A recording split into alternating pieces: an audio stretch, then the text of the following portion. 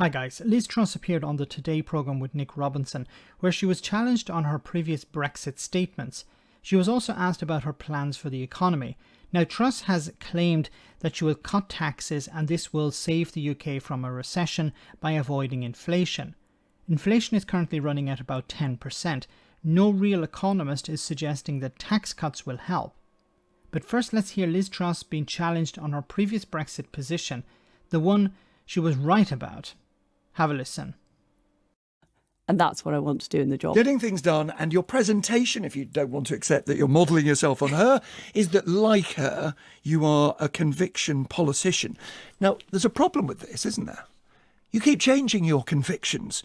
You campaigned for Remain. You signed a parliamentary motion saying it was extreme and outdated. Just listen to this, what you said in 2016 at the time of the referendum. I do think it's in all of our interest to communicate the real impact on the ground, the real impact that this would have on jobs, on livelihoods. Because what we know is less trade would mean fewer investments, it would mean fewer jobs, and that will feed through to people's incomes. I don't want to re-litigate the Brexit debate. People are bored of it. But this is a question of your judgment. Why did you get it so horribly wrong? When people voted for Brexit in 2016, I fully embraced the choice that the people of Britain have made. And some of the concerns... Or have you just changed your mind because the people didn't agree with you? I was wrong. I was wrong, and I'm prepared to admit I was wrong. Some of the portents of doom didn't happen. And instead, we've actually unleashed new opportunities. And I've been, Nick, one of the leading figures driving those opportunities, whether it's the dozens of trade deals, including the deal with Australia that I achieved, whether it's the work that I've done at the Foreign Office leading the free world on sanctions. Okay. She was right.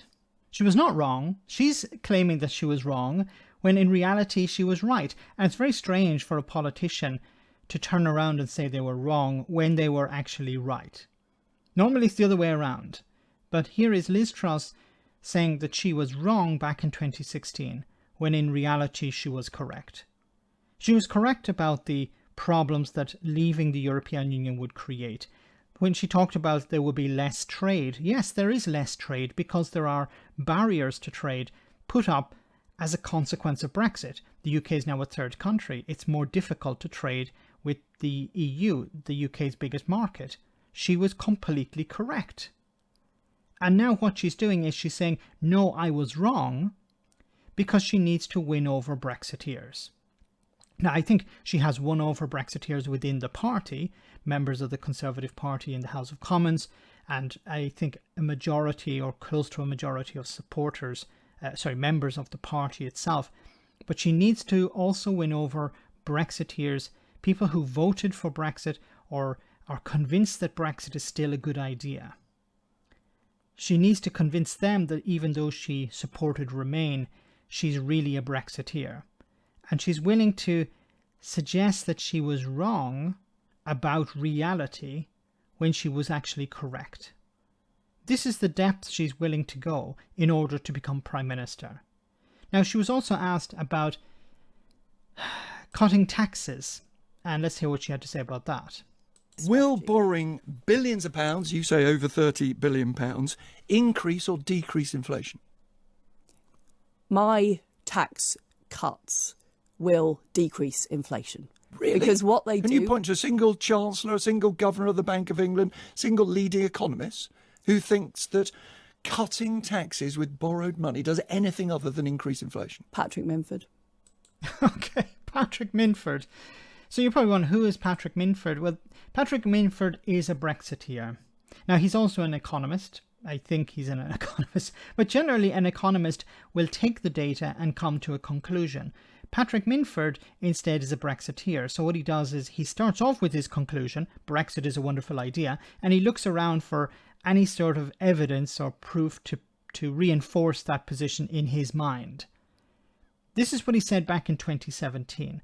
Our report From Project Fear to Project Prosperity estimates that the gains from a full Brexit will be £135 billion, around a 7% boost to GDP, with the reforms from raising the long-term growth rate. So he predicted in 2017 that the economy, because of Brexit, would be boosted by 7%. Well, obviously, he was a little bit off, because this is from the BBC from 2021. It says here, Richard Hughes says leaving the EU would reduce the UK's potential GDP by 4% in the long term. He said forecasts show that the pandemic would reduce GDP by a further 2%. In the long term, it is the case that Brexit has a bigger impact than the pandemic, he told the BBC. This is in relation to the OBR. The OBR, the Office for Budget Responsibility, which produces forecasts for the Treasury, for the Chancellor to make his or her budget. Okay.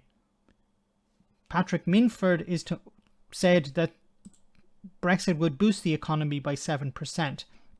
The OBR said it had reduced the economy by 4%, twice as much as the pandemic. And it's going to continue to get worse. It's not a once-off, it's going to continue to get worse until Brexit is undone. So there you have Liz Truss suggesting that she was wrong when she was right, and she's relying on her data today from a Brexiteer who doesn't understand economics.